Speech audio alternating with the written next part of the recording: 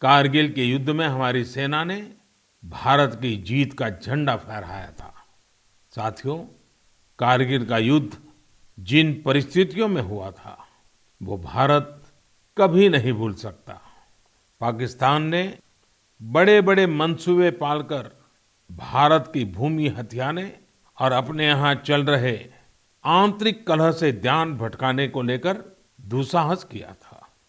भारत तब पाकिस्तान से अच्छे संबंधों के लिए प्रयासरत था, लेकिन कहा जाता है ना, बैरू अकारन सब काहू सौ, जो कर हित अनहित ताहू सौ। यानी दुष्ट का स्वभाव ही होता है हर किसी से बिना वजह दुश्मनी करना। ऐसे स्वभाव के लोग जो हित करता है उसका भी नुकसान ही सोचते हैं। इसलिए भारत की मित्रता के जवाब में पाकिस्तान द्वारा पीठ में छुरा घोंपने की कोशिश हुई थी, लेकिन उसके बाद भारत की वीर सेना ने जो पराक्रम दिखाया, भारत ने अपनी जो ताकत दिखाई, उसे पूरी दुनिया ने देखा। आप कल्पना कर सकते हैं, ऊंचे पहाड़ों पर बैठा हुआ दुश्मन और नीचे से लड़ रही हमारी सेनाएं, हमारे वीर जवान। लेकिन जीत पहाड़ की ऊंचाई की नहीं, भारत की सेनाओं के ऊंचे हौसले और सच्ची वीरता की हुई। साथियों, उस समय मुझे भी करगिल जाने और हमारे जवानों की वीरता के दर्शन का सौभाग्य मिला। वो दिन मेरे जीवन के सबसे अनमोल क्षणों में से एक है। मैं देख रहा हूं कि आज देश भर में लोग कारगिल विजय को याद कर रहे हैं। सोशल मीडिया पर एक हैशटैग करेज इन करगिल के साथ लोग अपने वीरों को नमन कर रहे हैं। जो शहीद हुए हैं उन्हें श्रद्धांजलि दे रहे हैं। मैं आज सभी देशवासियों की तरफ से हमारे इन वीर जवानों के साथ साथ उन वीर माताओं को भी नमन करता हूं, जिन्होंने मां भारती के सच्चे सपूतों को जन्म दिया। मेरा देश के नौजवानों से आग्रह है कि आज दिन भर कारगिल विजय से जुड़े हमारे जाबाजों की कहानियां, वीर माताओं के त्याग के बारे में एक दूसरे को बताएं, शेयर करें। मैं साथियों आपसे एक आग्रह करता हूं। आज एक वेबसाइट है www.gallantryawards.gov.in। आप उसको जरूर विजिट करें। वहां आपको हमारे वीर पराक्रमी योद्धाओं के बारे में, उनके पराक्रम के बारे में बहुत सारी जानकारियां प्राप्त होगी।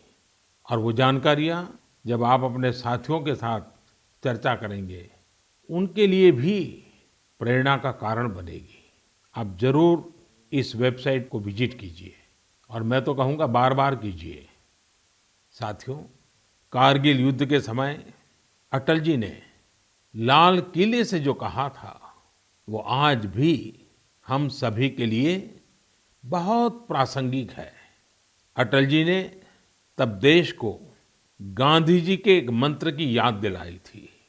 महात्मा गांधी का मंत्र था कि यदि किसी को कभी कोई दुविधा हो कि उसे क्या करना क्या न करना, तो उसे भारत के सबसे गरीब और असहाय व्यक्ति के बारे में सोचना चाहिए। उसे ये सोचना चाहिए कि जो वो करने जा रहा है उससे उस व्यक्ति की भलाई होगी या नहीं होगी। गांधी जी के इस विचार से आगे बढ़कर अटल जी ने कहा था कि करगिल युद्ध ने हमें एक दूसरा मंत्र दिया है। ये मंत्र था, कोई महत्वपूर्ण निर्णय लेने से पहले हम ये सोचें कि क्या हमारा ये कदम उस सैनिक के सम्मान के अनुरूप है जिसने उन दुर्गम पहाड़ियों में अपने प्राणों की आहुति दी थी। आइए अटल जी की आवाज में ही उनकी इस भावना को हम सुने, समझे और समय की मांग है कि उसे स्वीकार करें। हम सभी को याद है कि गांधी जी ने हमें एक मंत्र दिया था। उन्होंने कहा था कि यदि कोई दुविधा हो कि तुम्हें क्या करना है, तो तुम भारत के उस सबसे असहाय व्यक्ति के बारे में सोचो और स्वयं से पूछो कि क्या तुम जो करने जा रहे हो उससे उस व्यक्ति की भलाई होगी। कारगिल ने हमें दूसरा मंत्र दिया है, कोई महत्वपूर्ण निर्णय लेने से पहले हम ये सोचें कि क्या हमारा ये कदम उस सैनिक के सम्मान के अनुरूप है जिसने उन दुर्गम पहाड़ियों में अपने प्राणों की आहुति दी थी। साथियों, युद्ध की परिस्थिति में हम जो बात कहते हैं, करते हैं, उसका सीमा पर डटे सैनिक के मनोबल पर, उसके परिवार के मनोबल पर बहुत गहरा असर पड़ता है। ये बात हमें कभी भूलनी नहीं चाहिए और इसलिए हमारा आचार, हमारा व्यवहार, हमारी वाणी, हमारे बयान, हमारी मर्यादा, हमारे लक्ष्य, सभी कसौटी में ये जरूर रहना चाहिए कि हम जो कर रहे हैं, कह रहे हैं, उससे सैनिकों का मनोबल बढ़े, उनका सम्मान बढ़े। राष्ट्र सर्वोपरि का मंत्र लिए एकता के सूत्र में बंधे देशवासी हमारे सैनिकों की ताकत को कई हजार गुना बढ़ा देते हैं। हमारे यहाँ तो कहा गया है ना, संगे शक्ति कलौ युगे। कभी कभी हम इस बात को समझे बिना सोशल मीडिया पर ऐसी चीजों को बढ़ावा दे देते हैं जो हमारे देश का बहुत नुकसान करती है। कभी कभी जिज्ञासावत फॉरवर्ड करते रहते हैं, पता है गलत है लेकिन करते रहते हैं। आजकल युद्ध केवल सीमाओं पर ही नहीं लड़े जाते हैं, देश में भी कई मोर्चों पर एक साथ लड़ा जाता है और हर एक देशवासी को उसमें अपनी भूमिका तय करनी होती है। हमें भी अपनी भूमिका देश की सीमा पर दुर्गम परिस्थितियों में लड़ रहे सैनिकों को याद करते हुए तय करनी होगी। मेरे प्यारे देशवासियों, पिछले कुछ महीनों से पूरे देश ने एकजुट होकर जिस तरह कोरोना से मुकाबला किया है, उसने अनेक आशंकाओं को गलत साबित कर दिया है। आज हमारे देश में रिकवरी रेट अन्य देशों के मुकाबले बेहतर है। साथ ही हमारे देश में कोरोना से मृत्यु दर भी दुनिया के ज्यादातर देशों से काफी कम है। निश्चित रूप से एक भी व्यक्ति को खोना दुखद है, लेकिन भारत अपने लाखों देशवासियों का जीवन बचाने में सफल भी रहा है। लेकिन साथियों, कोरोना का खतरा टला नहीं है। कई स्थानों पर यह तेजी से फैल रहा है। हमें बहुत ही ज्यादा सतर्क रहने की जरूरत है।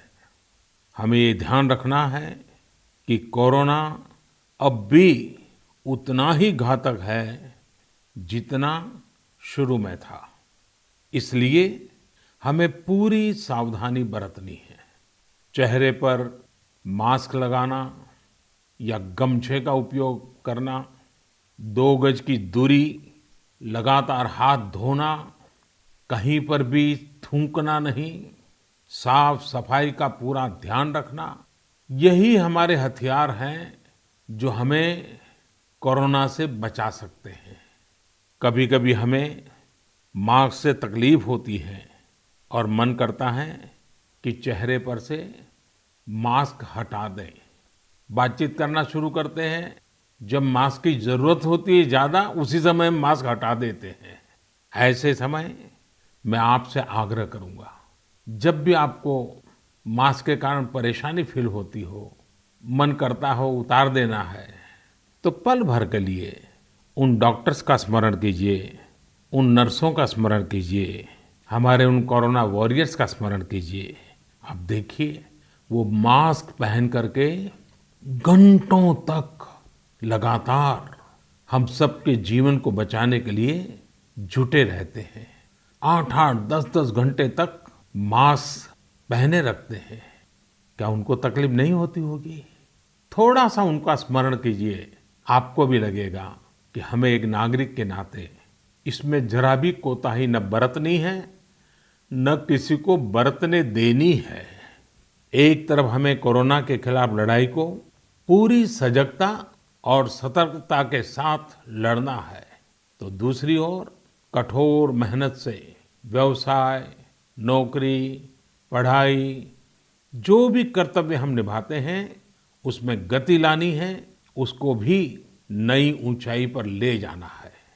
साथियों, कोरोना काल में तो हमारे ग्रामीण क्षेत्रों ने पूरे देश को दिशा दिखाई है। गांवों से स्थानीय नागरिकों के, ग्राम पंचायतों के अनेक अच्छे प्रयास लगातार सामने आ रहे हैं। जम्मू में एक गांव त्रेवा ग्राम पंचायत है। वहां की सरपंच हैं बलबीर कौर जी। मुझे बताया गया कि बलबीर कौर जी ने अपनी पंचायत में 30 बेड का एक क्वारंटाइन सेंटर बनवाया। पंचायत आने वाले रास्तों पर पानी की व्यवस्था की, लोगों को हाथ धोने में कोई दिक्कत ना हो इसका इंतजाम करवाया। इतना ही नहीं, ये बलबीर कौर जी खुद अपने कंधे पर स्प्रे पंप टांग कर वॉलंटियर्स के साथ मिलकर पूरी पंचायत में आसपास के क्षेत्र में सैनिटाइजेशन का काम भी करती है। ऐसी ही एक और कश्मीरी महिला सरपंच है गांदरबल के चौंटलीवार की जैतूना बेगम। जैतूना बेगम जी ने तय किया कि उनकी पंचायत कोरोना के खिलाफ जंग लड़ेगी और कमाई के लिए अवसर भी पैदा करेगी। उन्होंने पूरे इलाके में फ्री मास्क बांटे, फ्री राशन बांटा। साथ ही उन्होंने लोगों को फसलों के बीज और सेब के पौधे भी दिए ताकि लोगों को खेती में, बागवानी में दिक्कत ना आए। साथियों, कश्मीर से एक और प्रेरक घटना है। यहाँ अनंतनाग में म्युनिसिपल प्रेसिडेंट है श्रीमान मोहम्मद इकबाल। उन्हें अपने इलाके में सैनिटाइजेशन के लिए स्प्रेयर की जरूरत थी। उन्होंने जानकारी जुटाई तो पता चला कि मशीन दूसरे शहर से लानी पड़ेगी और कीमत भी होगी 6 लाख रुपए। तो श्रीमान इकबाल जी ने खुद ही प्रयास करके अपने आप स्प्रेयर मशीन बना ली और वो भी केवल 50,000 रुपये में। ऐसे कितने ही और उदाहरण हैं। पूरे देश में कोने कोने में ऐसी कई प्रेरक घटनाएं रोज सामने आती हैं। ये सभी अभिनंदन के अधिकारी हैं। चुनौती आई लेकिन लोगों ने उतनी ही ताकत से उसका सामना भी किया। मेरे प्यारे देशवासियों, सही अप्रोच से, सकारात्मक अप्रोच से हमेशा आपदा को अवसर में, विपत्ति को विकास में बदलने में बहुत मदद मिलती है। अभी हम कोरोना के समय भी देख रहे हैं कि कैसे हमारे देश के युवाओं, महिलाओं ने अपने टैलेंट और स्किल के दम पर कुछ नए प्रयोग शुरू किए हैं। बिहार में कई वुमेन सेल्फ हेल्प ग्रुप्स ने मधुबनी पेंटिंग वाले मास्क बनाना शुरू किया है और देखते ही देखते ये खूब पॉपुलर हो गए। ये मधुबनी मास्क एक तरह से अपनी परंपरा का प्रचार तो करते ही हैं, लोगों को स्वास्थ्य के साथ रोजगारी भी दे रहे हैं। आप जानते ही हैं, नॉर्थ ईस्ट में बैम्बू यानी बांस कितनी बड़ी मात्रा में होता है। अब इसी बांस से त्रिपुरा, मणिपुर, असम के कारीगरों ने हाई क्वालिटी की पानी की बोतल और टिफिन बॉक्स बनाना शुरू किया है बाम्बू से। आप अगर इनकी क्वालिटी देखेंगे तो भरोसा नहीं होगा कि बांस की बोतलें भी इतनी शानदार हो सकती हैं और फिर ये बोतलें इको फ्रेंडली भी हैं। इन्हें जब बनाते हैं तो बांस को पहले नीम और दूसरे औषधीय पौधों के साथ उबाला जाता है। इससे इनमें औषधीय गुण भी आते हैं। छोटे छोटे स्थानीय प्रोडक्ट से कैसे बड़ी सफलता मिलती है, इसका एक उदाहरण झारखंड से भी मिलता है। झारखंड के बिशुनपुर में इन दिनों 30 से ज्यादा समूह मिलकर के लेमन ग्रास की खेती कर रहे हैं। लेमन ग्रास 4 महीनों में तैयार हो जाती है और उसका तेल बाजार में अच्छे दामों में बिकता है। इसकी आजकल काफी मांग भी है। मैं देश के 2 इलाकों के बारे में भी बात करना चाहता हूं। दोनों ही एक दूसरे से सैकड़ों किलोमीटर दूर है और अपने अपने तरीके से भारत को आत्मनिर्भर बनाने के लिए कुछ हटकर के काम कर रहे हैं। एक है लद्दाख और दूसरा है कच्छ। लेह और लद्दाख का नाम सामने आते ही खूबसूरत वादियां और ऊंचे ऊंचे पहाड़ों के दृश्य हमारे सामने आ जाते हैं। ताजी हवा के झोंके महसूस होने लगते हैं। वहीं कच्छ का जिक्र होते ही रेगिस्तान, दूर दूर तक रेगिस्तान, कहीं पेड़ पौधा भी नजर ना आए, ये सब हमारे सामने आ जाता है। लद्दाख में एक विशिष्ट फल होता है जिसका नाम चूली या एप्रिकॉट यानी खुबानी है। ये फसल इस क्षेत्र की इकोनॉमी को बदलने की क्षमता रखती है। परंतु अफसोस की बात यह है कि सप्लाई चेन, मौसम की मार जैसी अनेक चुनौतियों से ये जूझता रहता है। इसकी कम से कम बर्बादी हो, इसके लिए आजकल एक नए इनोवेशन का इस्तेमाल शुरू हुआ है। एक ड्यूअल सिस्टम है जिसका नाम है solar apricot dryer and space heater. ये खुबानी और दूसरे अन्य फलों एवं सब्जियों को जरूरत के अनुसार सुखा सकता है, और वो भी हाइजीनिक तरीके से। पहले जब खुबानी को खेतों के पास सुखाते थे तो इससे बर्बादी तो होती ही थी, साथ ही धूल और बारिश के पानी की वजह से फलों की क्वालिटी भी प्रभावित होती थी। दूसरी ओर आजकल कच्छ में किसान ड्रैगन फ्रूट्स की खेती के लिए सराहनीय प्रयास कर रहे हैं। बहुत से लोग जब सुनते हैं तो उन्हें आश्चर्य होता है, कच्छ और ड्रैगन फ्रूट्स, लेकिन वहाँ आज कई किसान इस कार्य में जुटे हैं। फल की गुणवत्ता और कम जमीन में ज्यादा उत्पाद को लेकर काफी इनोवेशन किए जा रहे हैं। मुझे बताया गया है कि ड्रैगन फ्रूट्स की लोकप्रियता लगातार बढ़ रही है, विशेषकर नाश्ते में इस्तेमाल काफी बढ़ा है। कच्छ के किसानों का संकल्प है कि देश को ड्रैगन फ्रूट्स का आयात न करना पड़े। यही तो आत्मनिर्भरता की बात है।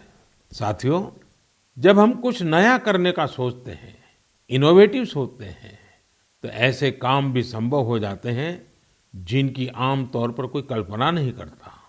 जैसे कि बिहार के कुछ युवाओं को ही लीजिए। पहले सामान्य नौकरी करते थे। एक दिन उन्होंने तय किया कि वो मोती यानी पल्स की खेती करेंगे। उनके क्षेत्र में लोगों को इस बारे में बहुत पता नहीं था, लेकिन इन लोगों ने पहले सारी जानकारी जुटाई, जयपुर और भुवनेश्वर जाकर ट्रेनिंग ली और अपने गांव में ही मोती की खेती शुरू कर दी। आज ये स्वयं तो इससे काफी कमाई कर ही रहे हैं। उन्होंने मुजफ्फरपुर, बेगूसराय और पटना में अन्य राज्यों से लौटे प्रवासी मजदूरों को इसकी ट्रेनिंग देनी भी शुरू कर दी है। कितने ही लोगों के लिए इससे आत्मनिर्भरता के रास्ते खुल गए हैं। साथियों, अभी कुछ दिन बाद रक्षाबंधन का पावन पर्व आ रहा है। मैं इन दिनों देख रहा हूं कि कई लोग और संस्थाएं इस बार रक्षाबंधन को अलग तरीके से मनाने का अभियान चला रहे हैं। कई लोग इसे वोकल फॉर लोकल से भी जोड़ रहे हैं, और बात भी सही है। हमारे पर्व हमारे समाज के, हमारे घर के पास ही किसी व्यक्ति का व्यापार बढ़े, उसका भी पर्व खुशहाल हो, तब पर्व का आनंद कुछ और ही हो जाता है। सभी देशवासियों को रक्षाबंधन की बहुत बहुत शुभकामनाएं।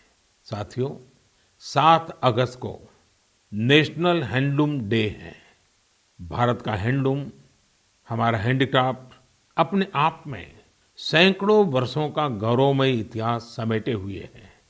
हम सभी का प्रयास होना चाहिए कि न सिर्फ भारतीय हैंडलूम और हैंडीक्राफ्ट का ज्यादा से ज्यादा उपयोग करें, बल्कि इसके बारे में हमें ज्यादा से ज्यादा लोगों को बताना भी चाहिए। भारत का हैंडलूम और हैंडीक्राफ्ट कितना रिच है, इसमें कितनी विविधता है, ये दुनिया जितना ज्यादा जानेगी उतना ही हमारे लोकल कारीगरों और बुनकरों को लाभ होगा। साथियों, विशेषकर मेरे युवा साथियों, हमारा देश बदल रहा है। कैसे बदल रहा है, कितनी तेजी से बदल रहा है, कैसे कैसे क्षेत्रों में बदल रहा है। एक सकारात्मक सोच के साथ अगर निगाह डालें तो हम खुद अचंभित रह जाएंगे। एक समय था जब खेलकूद से लेकर के अन्य सेक्टर्स में अधिकतर लोग या तो बड़े बड़े शहरों से होते थे या बड़े बड़े परिवार से या फिर नामी गिरामी स्कूल या कॉलेज से होते थे। अब देश बदल रहा है। गांवों से, छोटे शहरों से, सामान्य परिवार से हमारे युवा आगे आ रहे हैं, सफलता के नए शिखर चूम रहे हैं।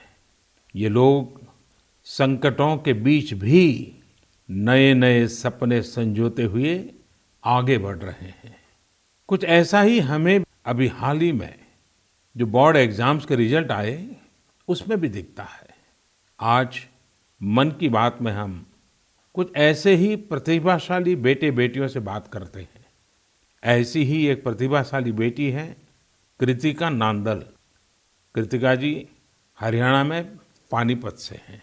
हेलो कृतिका जी, नमस्ते। नमस्ते सर। इतने अच्छे परिणाम के लिए आपको बहुत बहुत बधाई। धन्यवाद सर। और आपको तो इन दिनों टेलीफोन लेते लेते भी आप थक गई होगी, इतने सारे लोगों के फोन आते होंगे। जी सर। और जो लोग बधाई देते हैं वो भी गर्व महसूस करते होंगे कि वो आपको जानते हैं। आपको कैसा लग रहा है? सर बहुत अच्छा लग रहा है। पेरेंट्स को प्राउड फील करा के खुद को भी इतना प्राउड फील हो रहा है। अच्छा, ये बताइए कि आपकी सबसे बड़ी प्रेरणा कौन है? सर मेरी मम्मी है सबसे बड़ी प्रेरणा तो मेरी। वाह। अच्छा, आप मम्मी से क्या सीख रही है? सर उन्होंने अपनी जिंदगी में इतनी मुश्किलें देखी फिर भी वो इतनी बोल्ड और इतनी स्ट्रोंग है। सर उन्हें देख देख के इतनी प्रेरणा मिलती है कि मैं भी उन्हीं की तरह बनूं। माँ कितनी पढ़ी लिखी हैं? सर बीए की है उन्होंने। बीए किया हुआ है? जी सर। अच्छा, तो माँ आपको सिखाती भी होगी? जी सर, सिखाती हैं, दुनियादारी के बारे में हर बात बताती है। वह डांटती भी होगी? जी सर, डांटती भी है। अच्छा बेटा, आप आगे क्या करना चाहती हैं? सर हम डॉक्टर बनना चाहते हैं। अरे वाह। एमबीबीएस। देखिए, डॉक्टर बनना आसान काम नहीं है। जी सर। डिग्री तो प्राप्त कर लेगी क्योंकि आप बड़ी तेजस्वी हो बेटा, लेकिन डॉक्टर का जीवन जो है वो समाज के लिए बहुत समर्पित होता है।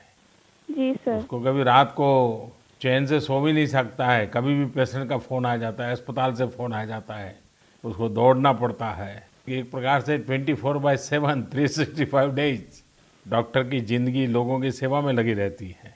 Yes sir. और खतरा भी रहता है क्योंकि कभी पता नहीं आजकल के जिस प्रकार की बीमारियां हैं, तो डॉक्टर के सामने भी बहुत बड़ा संकट रहता है। जी सर। अच्छा कृतिका, हरियाणा तो खेलकूद में पूरे हिंदुस्तान के लिए हमेशा ही प्रेरणा देने वाला, प्रोत्साहन देने वाला राज्य रहा है। हाँ जी सर। तो आप भी तो कुछ खेलकूद में भाग लेती हैं क्या? कुछ खेलकूद पसंद है क्या आपको? सर बास्केटबॉल खेलते थे स्कूल में थे जब। अच्छा, आपकी ऊंचाई कितनी है? ज़्यादा है ऊंचाई? नहीं सर, 5'2" की है। अच्छा, तो फिर तुम्हारे खेल में पसंद करते हैं? सर वो तो बस पैशन है, खेल लेते हैं। अच्छा अच्छा। चलिए कृतिका जी, आपके माता जी को मेरी तरफ से प्रणाम कहिए। उन्होंने आपको इस प्रकार के योग्य बनाया, आपके जीवन को बनाया। आपकी माता जी को प्रणाम और आपको बहुत बहुत बधाई, बहुत बहुत शुभकामनाएं। धन्यवाद सर। आइए अब हम चलते हैं केरला, एर्नाकुलम। केरला के नौजवान से बात करेंगे। हेलो। हेलो सर, नमस्कार। So Vinayak, congratulations. Thank you sir. शाबाश विनायक, शाबाश। Thank So you how sir. is the Josh? Hi sir. Do you play any sport? Badminton. Badminton? Yes. In a school or you had any chance to take a training? No, in school we have already get some training Mm-hmm. From our teachers, so thus and we get an opportunity to participate outside Wow. from the school itself. How many states you have visited? I have visited only Kerala and Tamil Nadu. Only Kerala and Tamil Nadu. Yes. So would you like to visit Delhi? Yes sir, now I am applying Delhi University for my higher studies. Wow. So you are coming to Delhi. Yes sir. Tell me, do you have any message for fellow students who will give board exams in future? Hard work and proper time utilization. Such a perfect time management. Yes sir. So Vinayak, I would like to know your hobbies. First of all, badminton, Mm-hmm. and then reading. Mm-hmm. So are you active on social media? No, we are not allowed to use any electronic items or gadgets in the school. So you are lucky. Yes, sir. Well, Vinayak, congratulations again and wish you all the best. Thank you, sir. आइए हम उत्तर प्रदेश चलते हैं। उत्तर प्रदेश में अमरोहा के श्रीमान उस्मान सैफी से बात करेंगे। हेलो उस्मान, बहुत बहुत बधाई, आपको ढेरों ढेरों बधाई। Thank you sir. अच्छा, अब उस्मान बताइए कि आपने जो चाहा था वही रिजल्ट मिला कि कुछ कम आया? नहीं, जो चाहा था वही मिला है। मेरे पेरेंट्स भी बहुत खुश हैं। वाह अच्छा, परिवार में और भाई भी बहुत इतने ही तेजस्वी हैं कि घर में आप ही हैं जो इतने तेजस्वी हैं?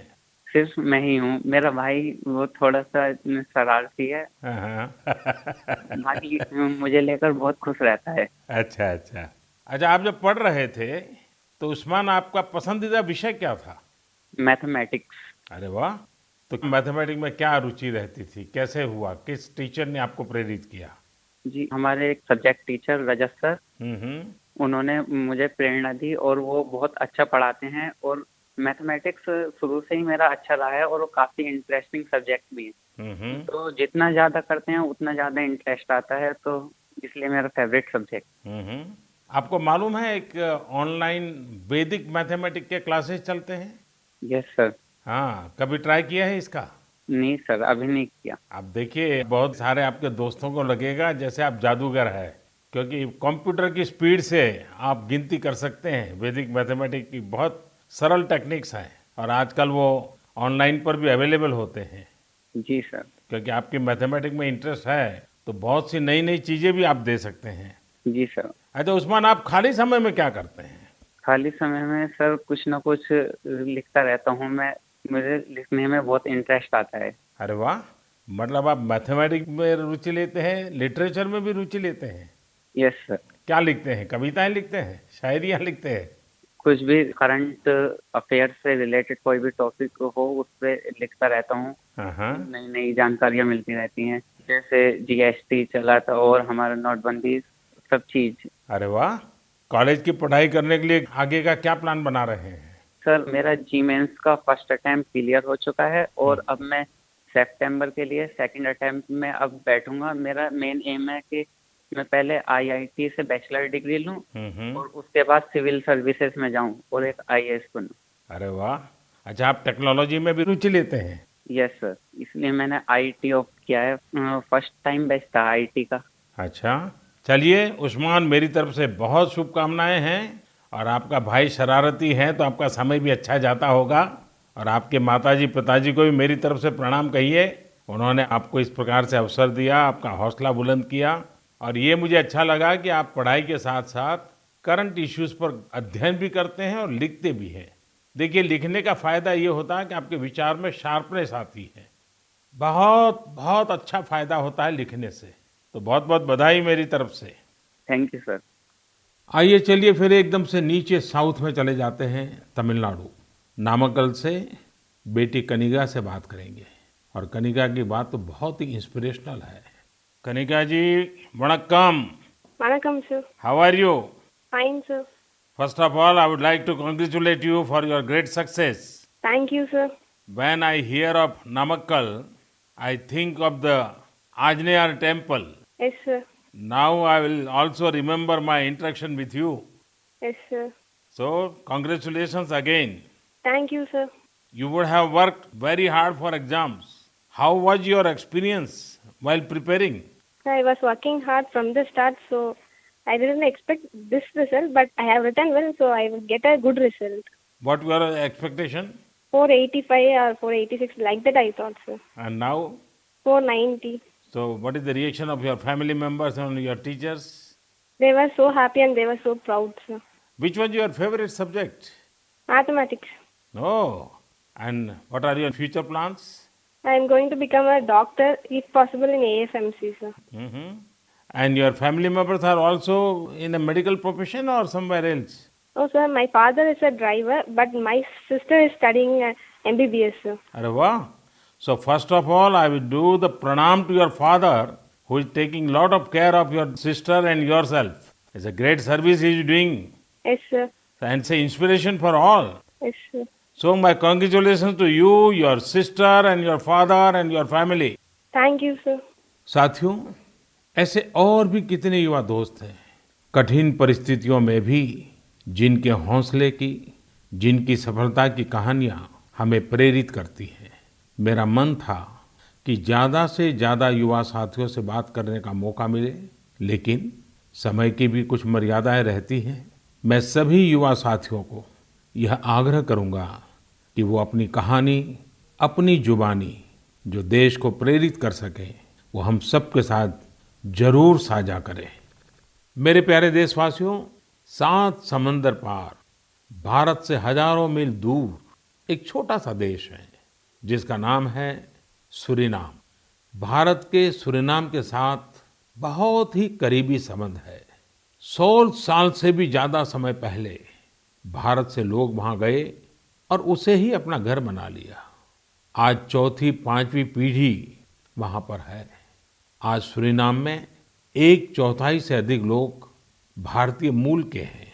क्या आप जानते हैं, वहां की आम भाषाओं में से एक सरनामी भी भोजपुरी की ही एक बोली है। इन सांस्कृतिक संबंधों को लेकर हम भारतीय काफी गर्व महसूस करते हैं। हाल ही में श्री चंद्रिका प्रसाद संतोखी सूरीनाम के नए राष्ट्रपति बने हैं। वे भारत के मित्र हैं और उन्होंने साल 2018 में आयोजित person of Indian origin PIO parliamentary conference में भी हिस्सा लिया था। श्री चंद्रिका प्रसाद संतोखी जी ने शपथ की शुरुआत वेद मंत्रों के साथ की। वे संस्कृत में बोले, उन्होंने वेदों का उल्लेख किया और ओम शांति शांति शांति के साथ अपनी शपथ पूर्ण करी। अपने हाथ में वेद लेकर वे बोले, मैं चंद्रिका प्रसाद संतोखी। और आगे उन्होंने शपथ में क्या कहा, उन्होंने वेद का ही एक मंत्र का उच्चारण किया। उन्होंने कहा, ओम अग्ने व्रतपते व्रतम चरिष्यामि तच्छकेयम तन्मे रद्यताम इदमहम नुतात सत्यमुपैमि। यानी, हे अग्नि, संकल्प के देवता, मैं एक प्रतिज्ञा कर रहा हूं, मुझे इसके लिए शक्ति और सामर्थ्य प्रदान करें। मुझे असत्य से दूर रहने और सत्य की ओर जाने का आशीर्वाद प्रदान करें। सच में यह हम सभी के लिए गौरवान्वित होने वाली बात है। मैं श्री चंद्रिका प्रसाद संतोखी को बधाई देता हूं और अपने राष्ट्र की सेवा करने के लिए 130 करोड़ भारतीयों की ओर से उन्हें शुभकामनाएं देता हूं। मेरे प्यारे देशवासियों, इस समय बारिश का मौसम भी है। पिछली बार भी मैंने आपसे कहा था कि बरसात में गंदगी और उनसे होने वाली बीमारियों का खतरा बढ़ जाता है, अस्पतालों में भीड़ भी बढ़ जाती है। इसलिए आप साफ सफाई पर बहुत ज्यादा ध्यान दें। इम्यूनिटी बढ़ाने वाली चीजें, आयुर्वेदिक काढ़ा वगैरह लेते रहें।